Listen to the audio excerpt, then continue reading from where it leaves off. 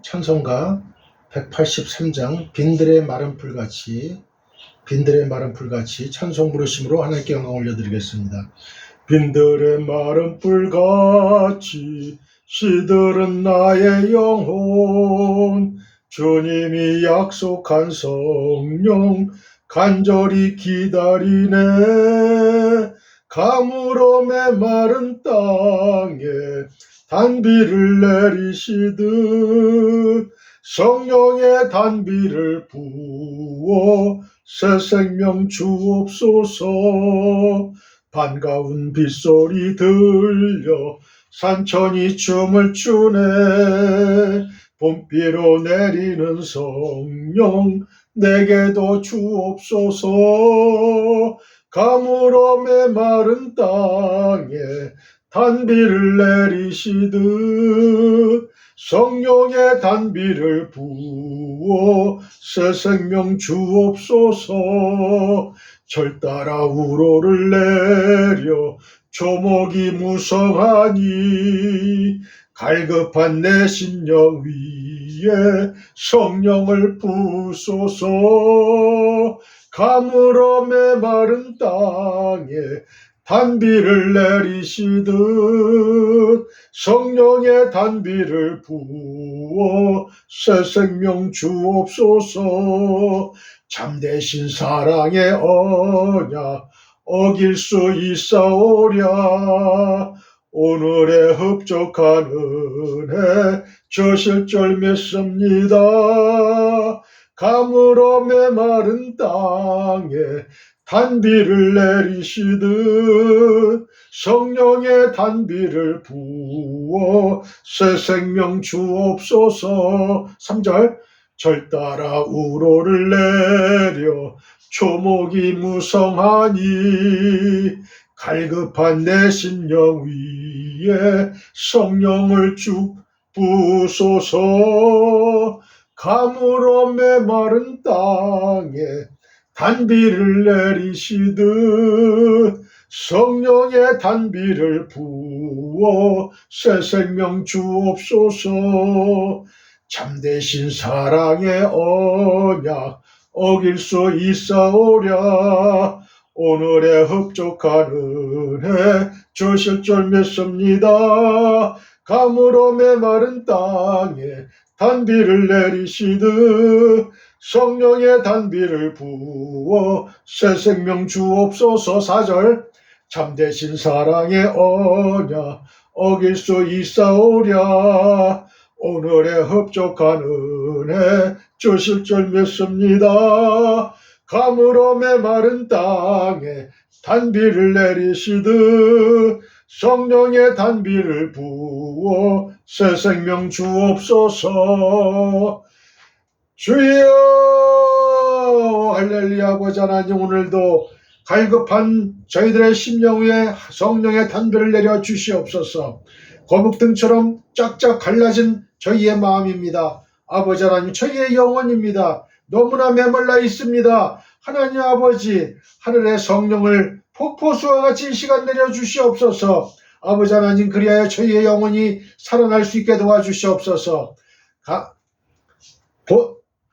단비를 아버지 하나님, 하늘의 단비를 내려 주시옵소서. 이 시간에 아버지 하나님, 하나님의 은혜의 단비를 내려 주시옵소서. 하나님의 은혜를 고대하고 있습니다. 이 시간에 아버지 하나님, 하나님의 은혜의 단비를 내려 주시옵소서. 폭포수와 같이 내려 주시옵소서. 하늘 문을 여시옵소서. 하늘의 신령한 복당의 물선을 건강에 보르치고 넘치게 도와주시고 성령의 축복을 내려 주시옵소서. 성령의 단비를 내려 주시옵소서. 이 시간에 아버지 하나님, 이 전을 가득하게 도와주시고 아버지 하나님, 가득 차 이 전에 성부 하나님, 성령 하나님, 성자 하나님의 그 기운이 아버지 하나님, 이 시간에 함께하여 주시고 충만하게 도와주시옵소서. 성령 충만함을 받게 하여 주시옵소서. 이 시간에 아버지 하나님, 여러 가지 문제를 가지고 나왔습니다. 아버지 하나님, 저희들의 모든 문제는 성령의 충만함으로 모든 것이 다 해결됨을 받을 줄 믿습니다. 아버지 하나님, 주여 저희들에게 먼저 하나님의 나라와 하나님의 일을 먼저 구하는 자들 되게 도와주시옵소서. 그리하며 할 때에 저희의 모든 문제가 해결됩니다. 하늘 문제가 아버지 하나님 해결되어야 저희의 모든 문제가 해결됩니다. 영적인 문제에 집중할 수 있게 도와주시옵소서. 너무 육적인 문제에 아버지 마음을 두지 아니게 도와주시옵소서. 내 영혼이 잘된 같이 내가 범사에 잘되기를 내가 원하노라 말씀하셨습니다. 하나님은 우리의 영이 잘되기를 원합니다. 하나님과 가까이 교통하기를 원합니다. 하나님과 가까이 소통하기를 원합니다. 아버지 하나님, 하나님은 우리와 가까이 하기를 원하십니다. 우리는 너무나 하나님의 그 부르심에 외면하고 우리의 길로, 자신의 길로 도망갔습니다. 아버지 하나님, 이제는 그러한 불효한 자들 되지 말게 하시고 하나님을 기뻐하시는 하나님의 효자들이 다 되게 도와주시옵소서. 하나님의 나라와 하나님의 의를 구하는 자들 되게 도와주시옵소서. 하나님의 마음을 기쁘게 하는 자들 되게 도와주시옵소서. 하나님의 마음을 시원케 드리는 저희들 되게 도와주시옵소서. 아버지 하나님, 이 시간에 저희들 여러 가지 문제를 가지고 나왔습니다. 병마의 문제를 가지고 나왔습니다. 병의 문제를 가지고 나왔습니다. 이 시간에 아버지 하나님 해결해 주시옵소서. 성령의 충만함으로 해결해 주시옵소서. 이 시간에 사업의 문제, 직장의 문제, 취업의 문제, 승진의 문제, 상급학교 진학의 문제, 인간관계의 모든 문제 등을 가지고 나왔사오니 아버지 하나님, 이 시간에 성령 충만받아서 내 영혼이 잘된 같이 범사가 잘되며 강건한 축복으로 이 시간에 함께하여 주시옵소서. 오직 우리는 성령 충만을 받아야 됩니다. 그래야 구원을 받습니다. 그래야 아버지 하나님, 우리의 입으로 주님을 입으로 시인할 수 있습니다. 성령으로 아니하고는 아무든지 누구든지 예수를 주라 시인할 수 없다 말씀했습니다. 아버지 하나님, 이 성령은 받아주고 안 받아주는 선택사항이 아닙니다. 필수사항입니다. 아버지 하나님, 이 시간에 성령 충만함을 받고 이 시간에 나오는 하나님의 말씀이 저희의 영혼과 모든 아버지 하나님 혼과 영감이 관절과 곳을 찔러 쪼개는 놀라운 능력의 말씀이 되게 도와주시고 이 말씀을 들을 때에 이 영생의 말씀, 진리의 말씀, 천국의 말씀을 들을 때에 저희의 모든 병이 해결함을 받고 저희의 모든 문제가 해결함을 받는 놀라운 기적의 역사가 오늘 이 시간에도 일어날 줄 믿습니다. 아버지, 믿는 자에게는 그러한 역사가 일어날 줄 믿습니다. 믿지 않는 자에게는 역사가 일어나지 않을 것입니다. 하나님의 능력은 동일하게 나가지만 아버지 하나님, 그 말씀을 받고 받아먹는 자들은 아버지 모든 역사, 기적의 역사가 일어날 줄 믿습니다. 아버지, 이왕이면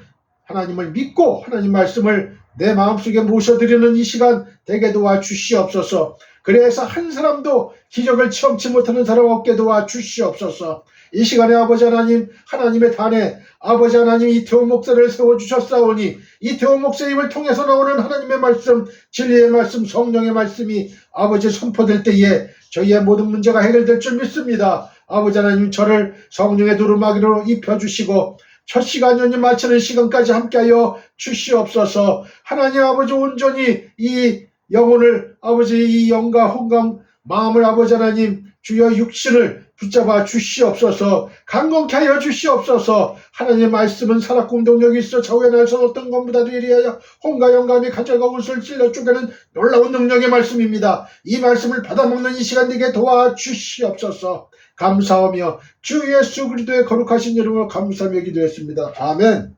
할렐루야, 할렐루야, 할렐루야, 할렐루야.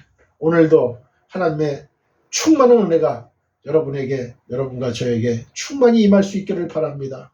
하나님의 말씀을 받아먹기를 바랍니다. 하나님의 말씀은 능력이 있어요. 기적의 말씀입니다. 이 말씀을 믿고 내 마음속에 아멘으로 받아먹으면 그 사람에게는 큰 역사가 일어날 줄 믿습니다. 여러분의 원하는 것이 이루어질 줄 믿습니다. 할렐루야. 오늘의 설교 제목은 세상이 우리를 미워하는 까닭입니다. 본문은 요한복음 15장 16절부터 25절이에요.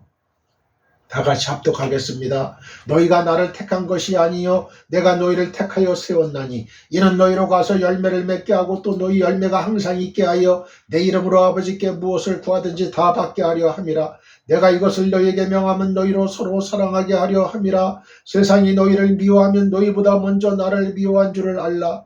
너희가 세상에 속하였으면 세상이 자기의 것을 사랑할 것이나 너희는 세상에 속한 자가 아니요 도리어 내가 너희를 세상에서 택하였기 때문에 세상이 너희를 미워하느니라. 내가 너희에게 종이 주인보다 더 크지 못하다 한 말을 기억하라. 사람들이 나를 박해하였은즉 너희도 박해할 것이요 내 말을 지켰은즉 너희 말도 지킬 것이라. 그러나 사람들이 내 이름으로 말미암아 이 모든 일을 너희에게 하리니 이는 나를 보내신 이를 알지 못함이라. 내가 와서 그들에게 말하지 아니하였더라면 죄가 없었으려니와 지금은 그 죄를 핑계할 수 없느니라. 나를 미워하는 자는 또 내 아버지를 미워하느니라. 내가 아무도 못한 일을 그들 중에서 하지 아니하였더라면 그들에게 죄가 없었으려니와 지금은 그들이 나와 내 아버지를 보았고 또 미워하였도다. 그러나 이는 그들의 율법에 기록된 바 그들이 이유 없이 나를 미워하였다는 말을 응하게 하려 함이라. 아멘. 우리는 누군가를 사랑하게 될 때 몇 가지 관계를 가집니다. 첫 번째는 본능적이고 자연적인 관계를 가져요. 동물은 본능적으로 새끼를 보호하고 젖을 먹이면서 사랑을 합니다. 젊은 남녀는 만남을 통해 자연적으로 서로 끌리게 되고 사랑의 불길을 땡기기 시작합니다. 그런 사랑은 누가 시켜서 되는 게 아니라 본능적이고 동시에 자연스러운 거예요. 우리가 누군가를 사랑하게 될 때 갖는 관계 중에 두 번째는 의무적이고 쌍방적인 관계를 가집니다. 내가 너를 사랑하기 때문에 너도 나를 사랑하고 내가 나를 배신하기 때문에 나도 너를 배신한다는 거예요. 시쳇말로 give and take식 사랑이죠. 어찌 보면 매우 그럴듯하고 합리적인 것이라고 생각이 됩니다.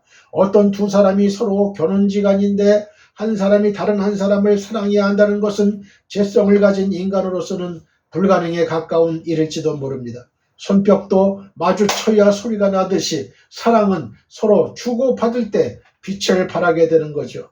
주는 만큼 받고 받는 만큼 주는 것이 우리가 경험하는 사랑인 것 같습니다. 우리가 누군가를 사랑하게 될 때 갖는 관계 중에 세 번째는 일방적이고 의지적인 관계를 가집니다. 상대방의 반응, 조건, 환경에 상관없이 마냥 사랑하는 거예요. 왜 그리 사랑하느냐고 물으면 그냥 사랑한다고 대답합니다. 무엇이 그리 좋아 사랑하느냐고 물으면 무조건 좋아 사랑한다고 대답을 해요. 모든 사람들은 그런 사랑을 받길 원합니다. 우리는 인간의 의지적인 결정을 가리켜서 선택이라고 말합니다. 초이스. 사랑은 본능과 의무를 넘어서 의지가 필요해요. 청춘 남녀가 만나 서로 사랑하다가 결혼하는 것이 일반입니다. 그것은 두 남녀가 인생을 해로하면서 성공하든 실패하든 얼굴에 화상이라도 입어 평생 핸디캡을 갖고 살게 되더라도 서로 사랑하기로 선택한다는 의미를 갖고 있어요. 16절 말씀을 봅니다. 너희가 나를 택한 것이 아니요 내가 너희를 택하여 세웠나니 이는 너희로 가서 열매를 맺게 하고 또 너희 열매가 항상 있게 하여 내 이름으로 아버지께 무엇을 구하든지 다 받게 하려 함이라. 주님이 먼저 우리를 택하여 주셨습니다. 16절에 보면 주님은 너희가 나를 택한 것이 아니요 내가 너희를 택하여 세웠다고 말씀하셔요. 그렇습니다. 주님의 제자들이나 우리 성도들 모두는 주님께서 먼저 택하여 주신 존재들입니다. 우리가 먼저 예수님의 구주되심을 발견하고 또 그분의 인품과 능력에 매료되어 그분을 따르기로 작정한 것은 아니에요. 예수님께서 먼저 주도적으로 우리 한 사람 한 사람을 친히 불러 당신의 제자와 친구와 백성으로 삼아주신 것이죠. 사실 우리는 과거 스스로 주님을 선택할 만한 자리에 있지 않았습니다. 누가 무엇을 선택한다고 할 때에는 그것을 선택할 수 있는 자격이 있어야 돼요. 그렇게 볼 때 일개 피조물에 불과한 우리는 감히 주님을 택할 수 있는 존재가 아니었어요. 물이 위에서 아래로 흐르듯 윗사람이 아랫사람을 택하고 힘과 능력 있는 사람이 그보다 못한 사람을 택하는 것이죠. 그러니 어찌 우리 같은 인간이 창조주 하나님이신 주님을 택할 수 있겠어요? 간혹 성도들 중에는 자기 스스로 종교를 택하여 교회에 나왔다고 주장하는 사람도 있어요. 그러나 그것은 어리석은 생각입니다. 그는 스스로 택하였다고 생각할지라도 그가 하나님을 믿게 된 것은 하나님이 이미 그를 택하여 부르셨기에 가능했던 겁니다. 물론 주님이 우리를 택하신 것은 우리에게 어떤 합당한 조건이 있었기 때문에 아니에요. 주님께서 당신의 제자로 부르신 자들의 면면을 보면 세상적으로 볼 때 내세울 만한 지위나 인격을 가지고 있지 못했어요. 제자들은 신분, 학력, 직업 등에 있어서 미천하기 짝이 없는 자들이었습니다. 대부분 유대에서 소외되었던 갈릴리 지역 사람들로 어부이거나 세리 아니면 유대 정통 종교인들에게 멸시받던 자들이었어요. 예수님은 그처럼 내세울 것 없는 그들을 친히 지명하사 당신을 따르도록 하셨습니다. 그것은 우리도 마찬가지예요. 우리의 면면을 보면 우리도 세상적으로 내세울 것이 없는 존재들입니다. 고린도전서 1장 26절. 그럼에도 불구하고 주님은 오직 당신의 기뻐하시는 뜻에 따라 우리를 주권적으로 택하여 불러주신 것입니다. 그러면 주님께서 제자들과 우리 성도들을 택하신 이유는 무엇이겠어요?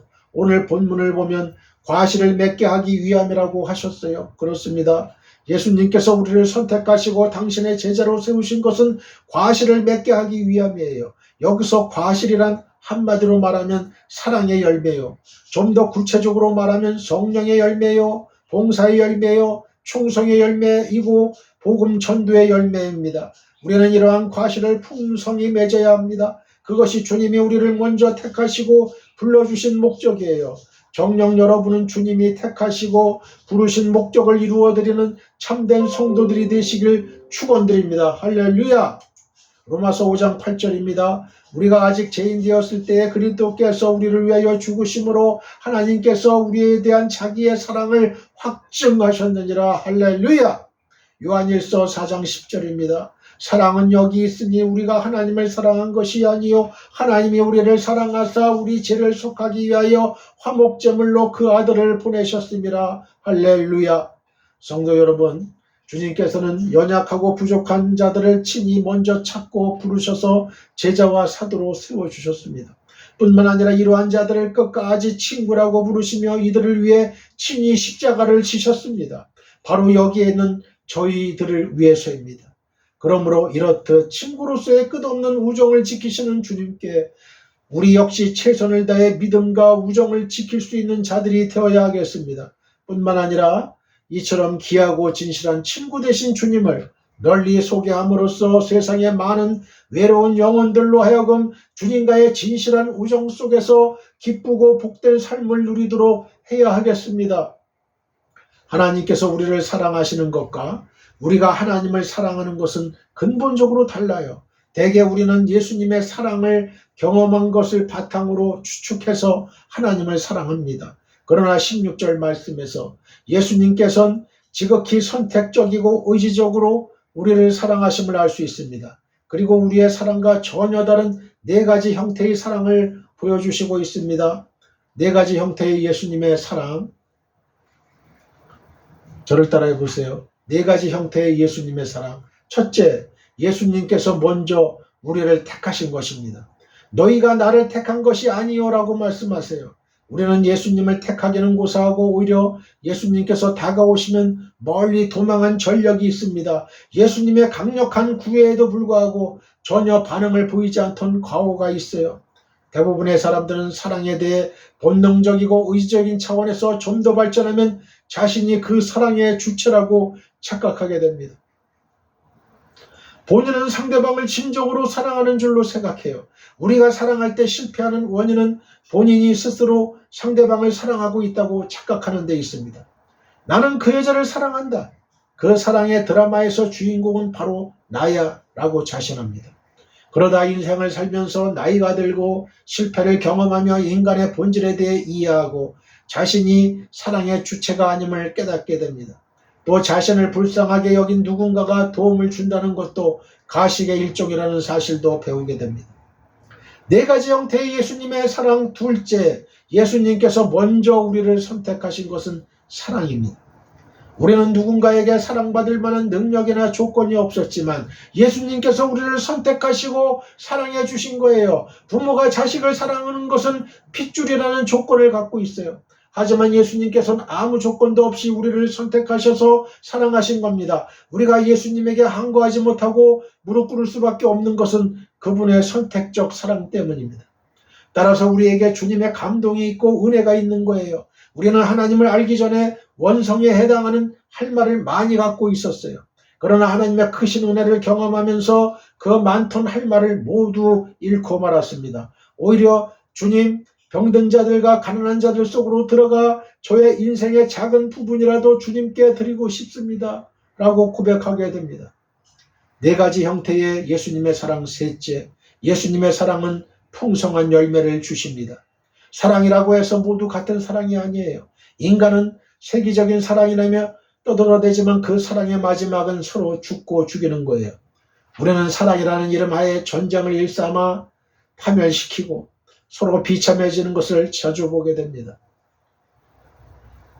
예수님께서 말씀하시는 사랑이란 풍성한 열매를 맺게 하는 겁니다. 사랑은 축복을 만들고 축복은 행복을 만듭니다. 사랑은 파괴가 아니고 복수도 아니에요. 절망, 좌절, 포기는 더욱 아닙니다. 사랑은 마지막 순간까지 기다리고 기대하는 희망입니다. 사랑은 죽어서도 아름다운 열매를 풍성하게 맺게 합니다.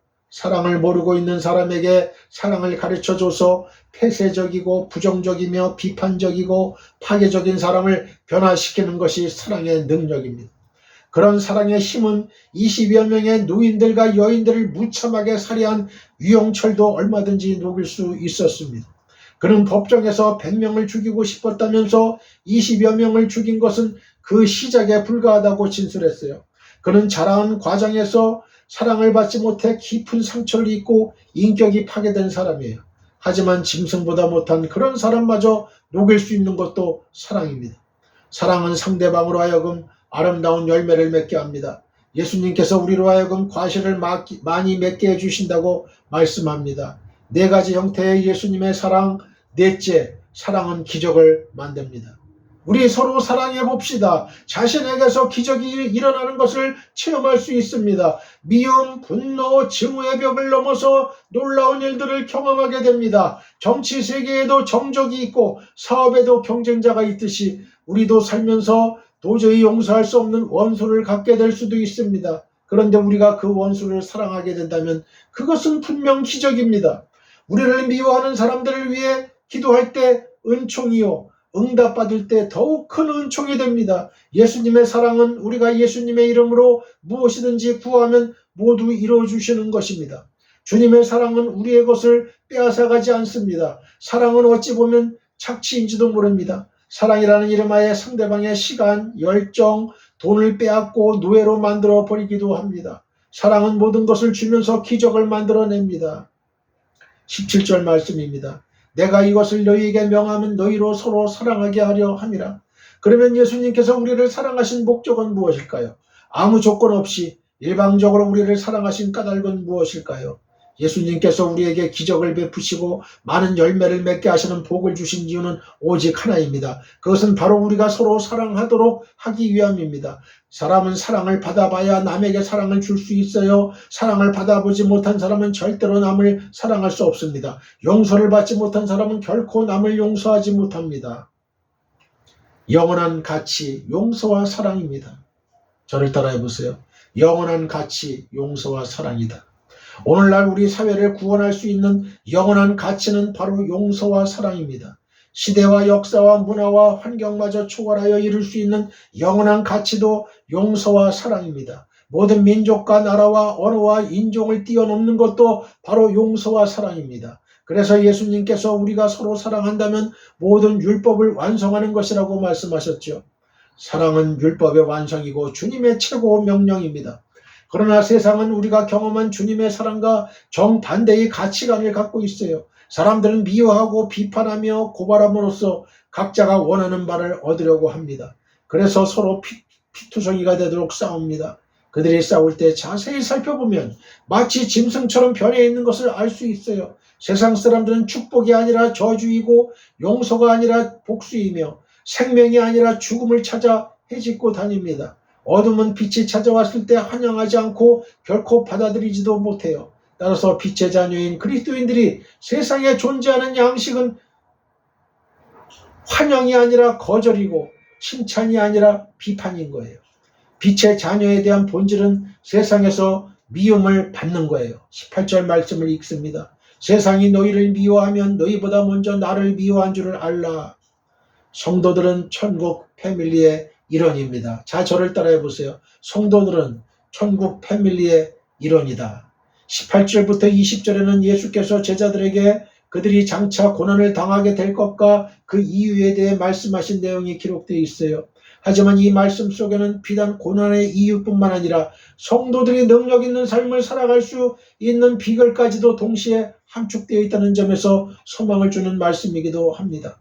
사랑하는 성도 여러분, 사람은 누구나 어디엔가 소속되고자 하는 강한 욕구를 가지고 있어요. 그리고 이 욕구를 만족시키지 못하면 정서적으로도 대단히 불안해할 뿐만 아니라 실제적으로도 나약한 삶을 살아가게 돼요. 반면 어디엔가 소속하게 되면 그때부터 마음의 안정과 함께 살아갈 방향과 힘을 얻습니다. 왜냐하면 자신이 소속한 집단으로부터 정체성과 함께 자신을 보호해줄 든든한 피난처를 발견하게 되기 때문이에요.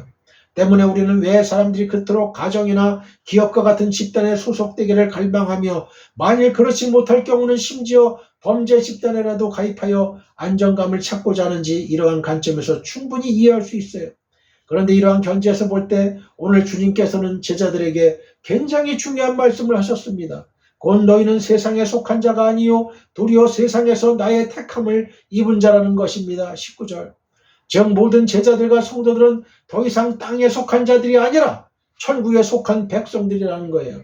그리고 여기에 바로 성도들이 세상에서 능력 있는 삶을 살아갈 수 있는 비결이 있는 거예요. 사랑하는 성도 여러분, 이미 살펴보았듯이 모든 사람들은 어디엔가 소속하고자 애를 쓰되 이왕이면 좀 더 명망 있고 힘 있는 집단에 소속되고자 합니다. 그래서 학교도 이왕이면 명문학교에 진학하려고 애를 쓰죠.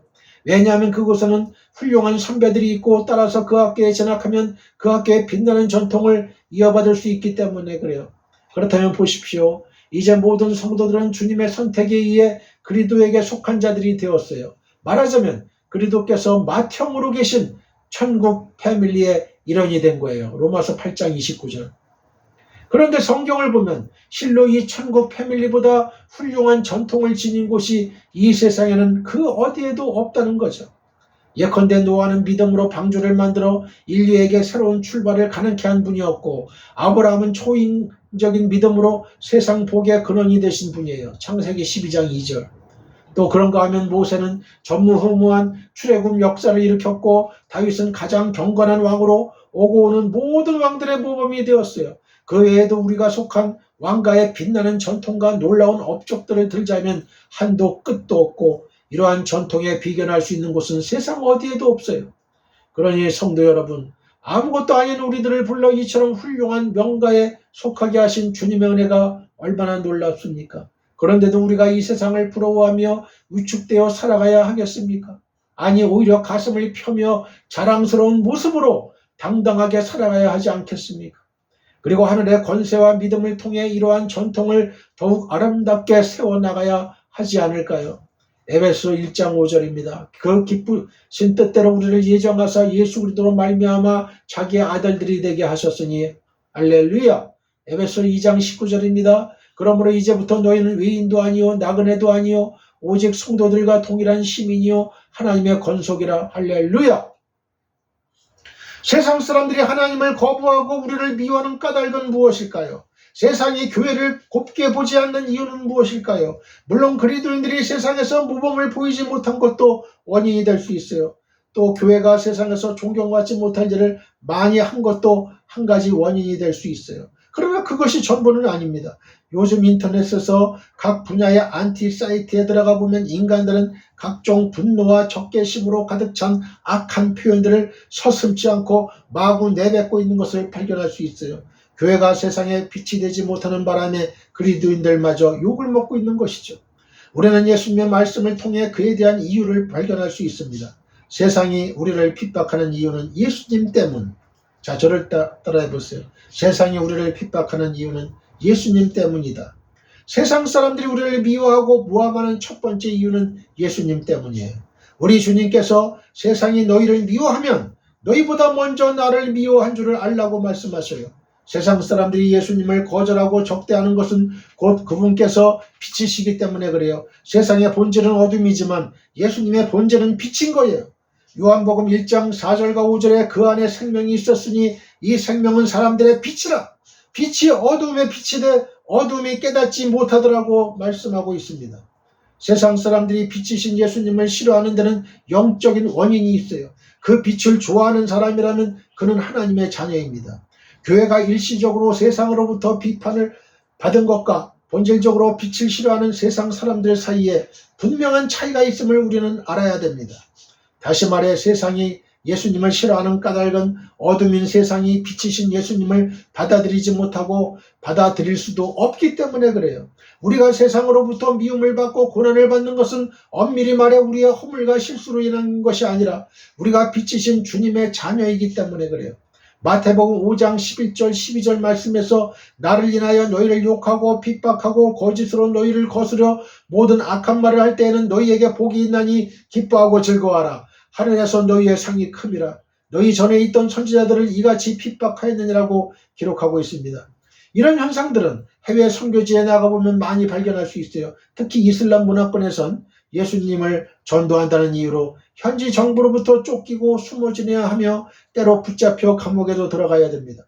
심지어 목숨까지 잃기도 하죠. 현지인들은 예수님을 믿는다는 이유로 공직에서 물러나야 하고 가족에게조차 자신이 예수님을 믿고 있다고 고백하지 못해요. 사회적 시선을 의식한 가족들이 예수님을 믿는 가족을 죽여버릴 수도 있기 때문에 그렇습니다. 이것이 그리스도인들이 세상에서 존재하는 양식이에요. 우리는 세상으로부터 핍박을 받을 때 기뻐하고 즐거워야 합니다. 만약 그리스도인이 세상에서 환영받고 잘 나간다면 아마 그 사람은 가짜일지도 몰라요. 왜냐하면 빛의 역할을 하지 않고 어둠과 동조하기 때문에 그렇죠. 도리어 세상은 그 사람을 이용해 그리스도인들을 더욱 핍박할지도 모릅니다. 사도행전 말씀을 자세히 읽어보면 그에 대한 좋은 사례들을 많이 발견할 수 있어요. 19절 말씀을 읽습니다. 너희가 세상에 속하였으면 세상이 자기의 것을 사랑할 것이나 너희는 세상에 속한 자가 아니요 도리어 내가 너희를 세상에서 택하였기 때문에 세상이 너희를 미워하느니라. 성도가 위의 것을 찾아야 할 이유는 너무도 분명합니다. 이는 제자들이 세상에서 고난을 당할 수밖에 없는 필연성을 말씀하신 것이죠. 그런데 여기에는 한 가지 전제가 함축되어 있습니다. 그것은 그리스도와 세상 사이에는 결코 양립할 수 없는 이원적 대립이 존재한다는 거예요. 고린도후서 6장 15절. 즉 그리스도와 세상은 마치 물과 기름처럼 조화될 수 없기에 세상이 자기에게 속한 자는 사랑하는 반면 그리스도께 속한 자들에 대해서는 핍박을 가하리라는 것입니다. 사랑하는 성도 여러분, 우리가 세상에 속한 것들을 추구하지 말아야 할 분명한 이유가 여기에 있어요. 우리가 이 사실을 분명하게 깨닫는 일은 매우 중요합니다. 왜냐하면 많은 성도들이 이에 대해서 분명하게 깨닫고 있지 못한 관계로 불필요한 수고를 할 뿐만 아니라 많은 시험과 유혹에 빠지고 있기 때문에 그렇습니다. 사랑하는 성도 여러분, 오늘 본문이 보여주듯이 진정으로 그리스도께 속한 자들은 영적으로 거듭난 존재들로서 더 이상 땅에 속한 자들이 아니라 하늘에 속한 자들입니다. 즉 그리스도께 속한 자들은 비록 육신적으로는 땅에 살고 있으나 이 땅과는 모든 관계를 이미 끊어버린 존재들인 거예요. 성도들은 그리스도와 연합하여 그분의 십자가와 함께 이미 세상에 대하여는 죽은 사람들입니다. 로마서 6장 1절로부터 11절. 따라서 세상과의 관계를 단절하고 세상에 대해 죽어버린 성도들은 세상의 사랑을 받을 수도 없고 또 설령 세상 것을 추구한다고 해도 결코 얻을 수도 없습니다. 반면 하나님께서는 성도들에게 이처럼 세상 것을 거두어 가셨지만 이와는 비교도 할 수 없이 놀라운 축복인 천국의 생명과 권세들을 주셨어요. 또 하나님께서는 성도들에게 그리스도의 이름으로 무엇이든 구하면 얻을 수 있는 특권을 주셨고 또한 그 이름으로 얻은 권세들을 통해 그리스도보다 더한 일도 할 수 있는 능력까지 주셨어요. 요한복음 14장 10절로부터 14절. 그럼에도 불구하고 성도들 가운데는 여전히 땅의 것들을 붙잡으려고 허우적거리면서도 하늘의 권세에 대해서는 우리가 어찌 그러한 놀라운 일을 행하겠느냐며 고개를 젓는 분들이 많습니다. 말하자면 자신에게 가능한 일과 불가능한 일을 완전히 혼동하고 있는 거예요. 사랑하는 성도 여러분, 우리 안에서는 이미 하나님의 은혜로 놀라운 변화가 일어났음을 분명하게 깨달으시길 바랍니다. 그리고 이제부터는 땅의 것을 잡으려는 모든 시험과 유혹을 물리치고 대신 하나님의 나라와 그 의를 찾으십시오. 또한 세상으로부터 사랑을 받으려 하지 말고 하나님의 사랑을 사모하며 땅의 건세가 아니라 하늘의 건세를 추구하십시오. 그럴 때 지금까지 굳게 닫혔던 천국문이 열리며 진정으로 형통한 삶들이 놀라운 모습으로 펼쳐지게 될 것입니다. 할렐루야! 로마서 6장 17절로 19절입니다. 하나님께 감사하리로다. 너희가 본래 죄의 종이더니 너희에게 전하여 준 바 교훈의 본을 마음으로 순종하여 죄로부터 해방되어 의에게 종이 되었느니라. 너희 육신이 연약함으로 내가 사람의 예대로 말하노니 전에 너희가 너희 지체를 부정과 불법에 내주어 불법에 이른 것 같이 이제는 너희 지체를 의에게 종으로 내주어 거룩함에 이르라. 골로새서 3장 1절로 3절입니다. 그러므로 너희가 그리스도와 함께 다시 살리심을 받았으면 위의 것을 찾으라. 거기는 그리스도께서 하나님 우편에 앉아 계시느니라. 위의 것을 생각하고 땅의 것을 생각하지 말라. 이는 너희가 죽었고 너희 생명이 그리스도와 함께 하나님 안에 감추어졌습니다. 세상이 성도를 박해하는 까닭은 성도가 세상에 속하지 않은 까닭입니다. 다시 19절을 보면 세상이 성도를 박해하는 이유가 나와요. 그것은 성도가 세상에 속하지 않은 까닭이에요. 잘 알다시피 이 세상은 하나님을 떠난 세계요, 하나님을 제외시키고 조직된 공동체요, 또 어둠의 세력이 그 왕권을 행사하고 있는 곳입니다. 요한복음 1장 9절, 요한복음 14장 30절.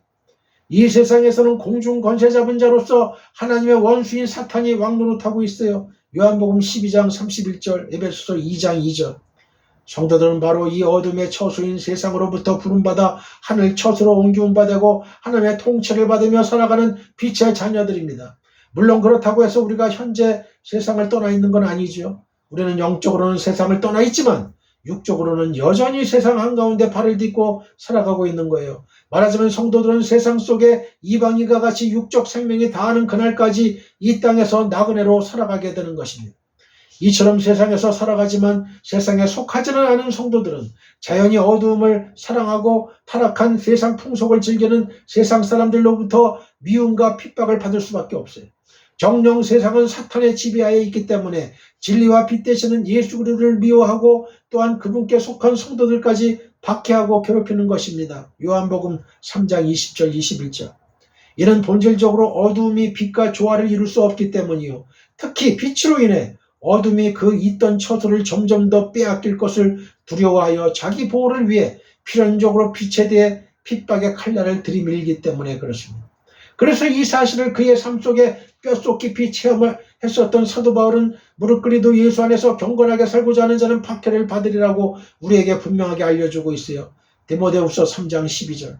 그러므로 성도 여러분, 우리는 이 세상에서 애매히 핍박받고 고난과 비방을 받을 때에 그것을 이상하게 생각지 말고 당연한 일로 받아들여야 되죠. 그리고 기뻐해야 합니다. 왜냐하면 그것은 세상이 우리를 하나님의 자녀로 빛의 아들로 인정하는 것이기 때문에 그래요.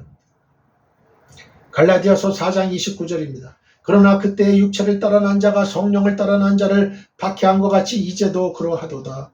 베드로전서 4장 12절로 13절. 사랑하는 자들아, 너희를 연단하려고 오는 불시험을 이상한 일 당하는 것 같이 이상히 여기지 말고 오히려 너희가 그리스도의 고난에 참여하는 것으로 즐거워하라. 이는 그의 영광을 나타내실 때에 너희로 즐거워하고 기뻐하게 하려 함이라. 할렐루야. 우리의 소속은 세상이 아닌 예수님입니다. 자, 저를 따라해 보세요. 우리의 소속은 세상이 아닌 예수님이다. 세상 사람들이 우리를 미워하고 모함한 두 번째 이유는 우리가 세상에 속해 있지 않고 예수님께 속해 있기 때문에 그래요. 다시 말해 서로 소속이 다르기 때문입니다. 요즘 진리는 옳고 그름의 문제가 아니라 어디에 소속해 있느냐는 거예요. 이쪽에 속해 있으면 이쪽으로 가야 되고 저쪽에 속해 있으면 저쪽으로 가야 하는 세상입니다. 그러나 참 진리는 당파도 없고 소속이 다르다고 싫어하고 미워하는 것도 아니에요. 요즘에 깜짝 놀랄 정도로 북한 찬양 사이트가 많아졌고 기독교를 공격하는 사이트도 많아졌어요. 그것도 정당한 공격이 아니라 감정적으로 의도된 공격들입니다. 이유는 기독교가 그들과 입장을 달리하고 소속을 달리하기 때문에 그래요. 주님의 손발인 우리는 주님보다 더 낮은 곳으로 내려가야 합니다. 20절을 보면 종이 주인보다 더 크지 못하다 한 말을 기억하라고 했습니다.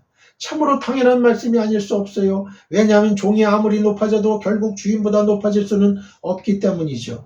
그런데도 오늘날 문제가 되는 것은 많은 성도들이 이러한 평범한 진리를 망각하고 자신의 분수에 지나치는 욕심을 품는다는 사실입니다.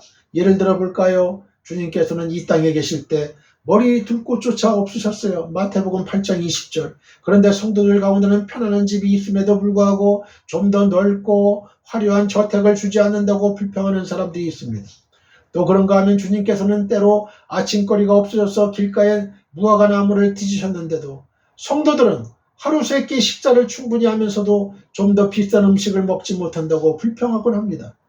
그뿐입니까? 주님은 복음을 전하기 위해 뜨거운 햇볕이 내리쬐는 길을 걸어 다니셨음에도 불구하고 오늘날 많은 성도들이 좀 더 비싼 고급 승용차를 주지 않는다고 불평하며 심지어 주님은 일생을 험한 가시밭길을 걸으셨는데 그분의 종이라 큰 소리치는 사람들이 카펫을 깔아주지 않는다고 하나님께 원망을 일삼는 거예요. 사랑하는 성도 여러분, 이 세상은 우리의 주인 되신 그리스도께 한없는 핍박을 가한 곳입니다. 따라서 그분의 종된 우리들이 세상으로부터 이보다 더 나은 대접을 받기를 기대해서는 안 되는 거예요. 우리는 이 세상에 살면서 잠시 머리 둘 곳이 있고 세끼 식사만 할 수 있어도 그것으로 하나님께 감사드려야 마땅합니다. 만일 이보다 더한 것들을 바란다면 이는 곧 지나친 사치로 부끄러워해야 합니다. 사랑하는 성도 여러분, 우리의 주인 되시는 주님께서는 가장 큰 선을 행하시고도 평생 세상으로부터 수모와 핍박을 받으시고 결국 십자가를 지셨어요. 따라서 주님이 행하신 것과는 비교할 수 없는 조그만 선 행하기조차 힘들어하는 우리들이 주님보다 더 나은 대접을 받으리라고 기대했어야 되겠습니까? 주님의 종으로서 그분의 손발일 뿐인 우리는 머리 대신 주님이 받으신 핍박과 고난을 생각하며 더 낮은 곳으로 내려가 우리에게 주어진 모든 어려움을 감당해야 할 것입니다. 마태복음 10장 25절 제자가 그 선생 같고 종이 그 상전 같으면 족하도다. 집주인을 바알세불이라 했거든 하물며 그 집 사람들이랴. 마태복음 20장 27절로 28절 너희 중에 누구든지 으뜸이 되고자 하는 자는 너희의 종이 되어야 하리라. 인자가 온 것은 섬김을 받으려 함이 아니라 도리어 섬기려 하고 자기 목숨을 많은 사람의 대성물로 주려 함이니라. 그리스도는 세상의 죄를 비추는 거울입니다. 자, 저를 따라해 보세요. 그리스도는 세상의 죄를 비추는 거울이다. 22절을 보면 주님은 내가 와서 그들에게 말하지 아니하였더라면 죄가 없었으려니와 지금은 그 죄를 핑계할 수 없느니라고 말씀하셨습니다. 이 말씀은 율법이 있기 전에는 죄를 알지 못하였으나 율법으로 말미암아 죄를 알게 되었다는 사도 바울의 고백과 유사합니다. 로마서 7장 7절로 12절. 그런데 22절에서 주님이 저희에게 하신 말씀은 그 원리에 있어서는 율법과 마찬가지지만 그 결과에 있어서는 율법과는 비교도 할 수 없을 만큼 크고 두려운 거예요.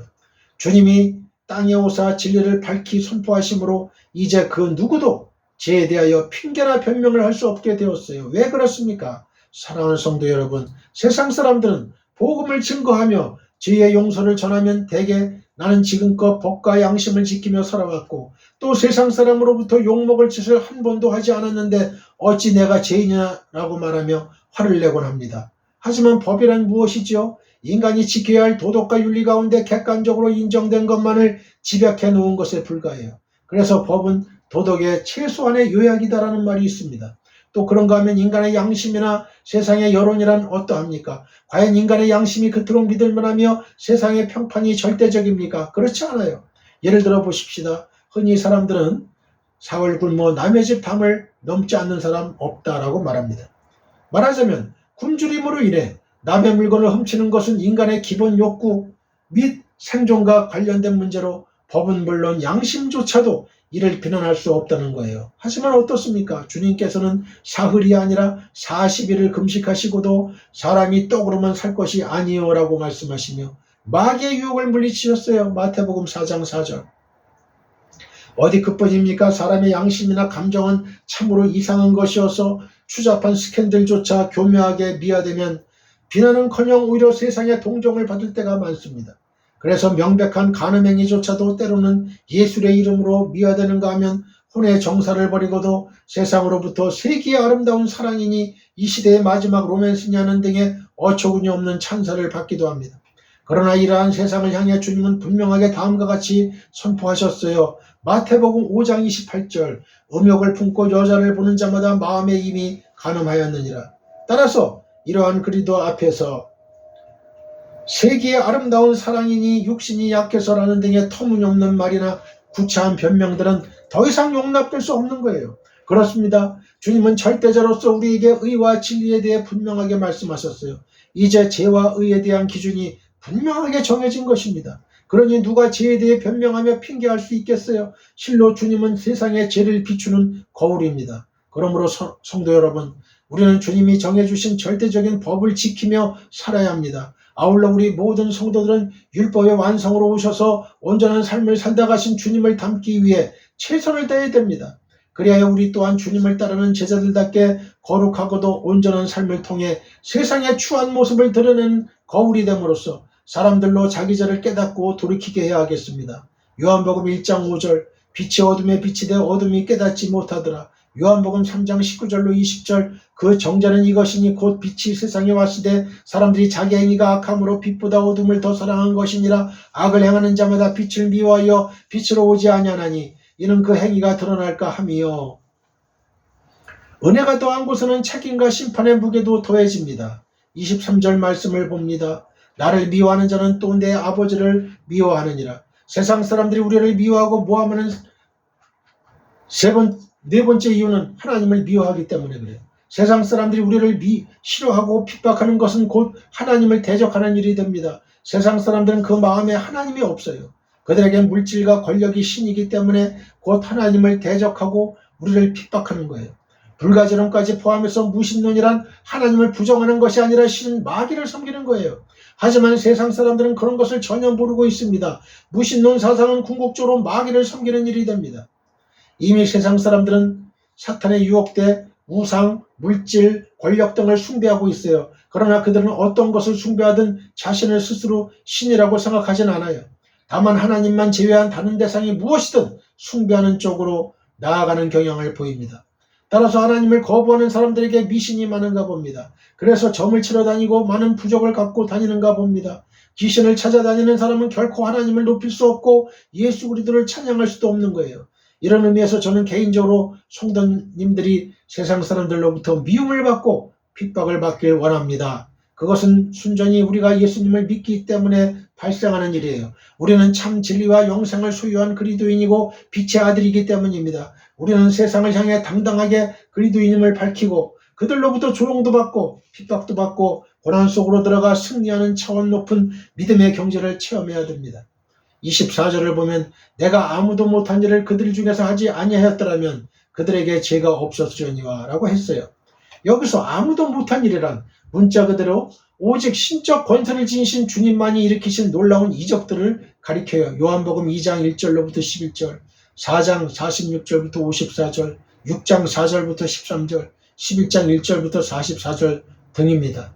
유대인들은 이러한 이적들이 하나님만이 하실 수 있는 역사임을 알았음에도 불구하고 그 이적들을 일으키신 주님을 하나님의 아들과 그리스도로 믿기는커녕 오히려 배척하며 핍박했습니다. 그러므로 주님은 그들이 이제 더 이상은 무죄를 주장할 수 없다고 선언하신 것이죠. 참으로 무서운 일이 아닐 수 없습니다. 왜냐하면 하나님의 은혜가 오히려 두려운 심판의 잣대로 변해버렸기 때문에 그래요. 그러면 우리는 이러한 주님의 말씀을 단지 유대인들에게만 국한해서 하시는 말씀으로 보아야 할까요? 아닙니다. 왜냐하면 우리 역시 하나님의 은혜를 가벼이 여길 때 이와 같은 심판을 받을 가능성이 얼마든지 있기 때문에 그렇습니다. 때문에 우리는 이러한 주님의 말씀과 심판 속에서 반드시 새겨야 할 교훈이 있다는 사실을 결코 잊지 말아야 돼요. 사랑하는 성도 여러분, 하나님께서는 우리 모든 인류가 죄 가운데 살다가 결국 사망으로 멸망하게 되는 것을 불쌍히 여기사 그리스도의 십자가를 통해 무한한 대속의 은혜를 베풀어 주셨어요. 그래서 사도 바울은 이러한 하나님의 은혜를 깊이 생각하며 죄가 더한 곳에 은혜가 더욱 넘쳤나니라고 감격 어린 음성으로 외쳤습니다. 로마서 5장 20절. 그런데 문제는 바로 여기에 있어요. 즉 우리 어리석은 인간들은 이러한 하나님의 은혜를 받으면 은혜를 받은 것으로 만족할 뿐 그에 따른 책임과 심판이 기다리고 있다는 사실을 이내 잊어버리고 마는 것이죠. 다시 말하면 죄가 더한 곳에 은혜가 넘치듯 거꾸로 은혜가 넘치는 곳에 이에 대한 책임과 심판의 무게도 더해진다는 사실을 까맣게 잊어버리고 마는 거예요. 그리고 이는 결코 단순한 언어의 유의가 아니라 바로 성경이 우리에게 말씀하고 있는 것이죠. 하나님께서는 구약 성경을 통해 이스라엘 백성이 그토록 비참하게 멸망한 것은 역설적이게도 그들이 누구보다도 하나님의 은혜와 축복을 많이 받은 민족이기 때문임을 분명히 말씀하고 계십니다. 그리고 24절의 주님의 말씀 또한 바로 이와 같은 사실을 지적하고 계신 거예요. 그러므로 성도 여러분, 우리는 하나님의 은혜를 사모하되 그 은혜에는 반드시 책임이 따른다는 사실을 기억하고 주신 은혜와 축복을 결코 가볍게 여기지 않도록 주의해야겠습니다. 그래야 하나님의 은혜를 베푸실 때 더욱 귀한 것으로 알아 삼가 조심하며 믿음과 의를 위해 선용하는 우리가 되어야 하겠습니다. 왜냐하면 우리의 하나님은 당신의 은혜를 기이 여기는 자에게는 더욱 풍성한 은혜를 베푸시나 이를 업신여기고 짓밟는 자에게는 더욱 엄한 채찍으로 심판하시는 분이기 때문에 그렇습니다. 마태복음 11장 20절로 21절입니다. 예수께서 권능을 가장 많이 행하신 구물들이 회개하지 아니하므로 그때 책망하시되 화 있을진저 고라시나 화 있을진저 벳세다야 너희에게 행한 모든 권능을 두루와 시돈에서 행하였더라면 그들이 벌써 베옷을 입고 제에 앉아 회개하였으리라. 누가복음 12장 47절로 48절입니다. 주님의 뜻을 알고도 준비하지 아니하고 그 뜻대로 행하지 아니한 종은 많이 맞을 것이요 알지 못하고 맞을 일을 행한 종은 적게 맞으리라. 물은 많이 받은 자에게는 많이 요구할 것이요 많이 맡은 자에게는 많이 달라 할 것이니라. 그리스도로 인하여 무고히 고난받는 자에게는 하늘의 놀라운 보상이 기다리고 있습니다. 자, 저를 따라해 보세요. 그리스도로 인하여 무고히 고난받는 자에게는 하늘의 놀라운 보상이 기다리고 있다. 25절을 보면 그들이 이유 없이 나를 미워하였다라고 했습니다. 즉 주님께서는 시편 35편 19절과 시편 69편 4절에 기록된 다윗의 시를 인용하시며 당신의 죽음이 무고한 자의 죽음임을 분명하게 말씀하신 거예요. 그런데 이러한 주님의 말씀은 그저 주장으로 그치는 것이 아니라 오늘날의 현대 소송법 이론에 비추어 보아도 완전한 사실이라는 점을 분명하게 알 수 있습니다. 또한 당시의 로마법에 비추어 보아도 분명 주님의 십자가형은 무죄한 자에 대한 무고한 재판이었을 것입니다. 일반적으로 소송과 재판의 일반적 원칙은 우선 무죄 추정의 원칙에서 출발하여 피고를 재판에 넘긴 자가 상대방의 죄를 입증해야만 비로소 유죄를 인정할 수 있도록 되어 있습니다. 소위 거증 책임이라는 거예요. 그런데 복음서의 기록을 살펴보면 어느 누구도 주님의 죄를 입증하지 못했어요. 오히려 주님을 고발한 자들의 주장이 엇갈림으로써 주님을 재판에 넘긴 자들에게 거짓이 있음을 알 수 있어요. 마가복음 14장 56절. 이러할 때 재판장은 반드시 피고에게 유리한 판결을 내려야 됩니다. 이것이 그 유명한 의심스러울 때는 피고에게 유리하게 하라는 원칙이에요. 그런데 이러한 원칙을 누구보다 정확하게 알고 있었을 로마 총독 빌라도는 주님의 무죄를 알면서도 유대인들의 압력에 못 이겨 십자가형을 언도하고 만 것입니다. 누가복음 23장 13절로 25절. 참으로 어처구니 없는 불법 재판이 아닐 수 없어요. 우리가 신앙을 고백할 때마다 주님께서 본디오 빌라도에게 고난받으시고라고 하는 것은 다 이러한 이유 때문에 그렇습니다. 그렇다면 어떻습니까? 이 땅에서 이처럼 하나님의 뜻을 이루기 위해 죽기까지 순종하시다 십자가에 억울한 죽음을 당하신 주님을 하나님은 단지 내려다보고만 계셨습니까? 아닙니다. 오히려 천하 만물이 무릎 꿇는 가장 높은 보좌에 앉히심으로 그를 무한히 영화롭게 하셨어요. 빌립보서 2장 9절로 11절. 그리고 이는 또한 그리스도로 인하여 세상에서 무고하게 고난받는 자를 하나님께서 장차 어떻게 대접하실지를 보여주는 가장 분명한 예표가 아닐 수 없습니다. 그렇습니다. 이 땅에서 그리스도로 인하여 무고히 고난받는 자에게는 하늘의 놀라운 보상이 기다리고 있어요. 그것은 우리가 이 땅에서 당하는 고난과는 비교할 수 없이 영광스러운 거예요. 할렐루야! 로마서 8장 18절. 하나님은 그리스도를 위해 무고히 고난받는 자들을 하늘 보좌에 앉히시고 그리스도와 함께 세상을 심판하는 권세를 주실 것입니다. 그러므로 성도 여러분, 여러분이 이 땅에서 그리스도로 인하여 무고히 고난받는 것을 결코 두려워하지 마십시오. 또한 믿음과 신앙으로 인해 땅 위에 작은 것들을 잠시 잃었다고 하여 낙심하지도 마십시오.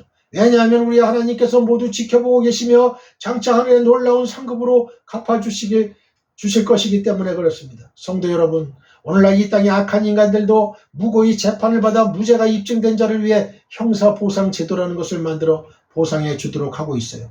그렇다면 하늘의 완전한 입법자이신 의로운 하나님께서 그리스도로 인해 무고히 고난받는 자를 어떻게 대접해 주시겠어요? 실로 놀라운 축복으로 그 모든 것을 갚아주시지 않겠습니까? 그러니 그리스도로 인하여 고난받는 자처럼 복된 자도 없다 하겠습니다. 그러므로 우리는 그리스도로 인한 고난은 복으로 들어가는 관문이요 고난이 크면 클수록 영광 또한 크다는 것을 알아 고난이 닥쳤을 때 오히려 감사할 수 있는 신앙을 가지십시다. 마태복음 5장 11절로 12절.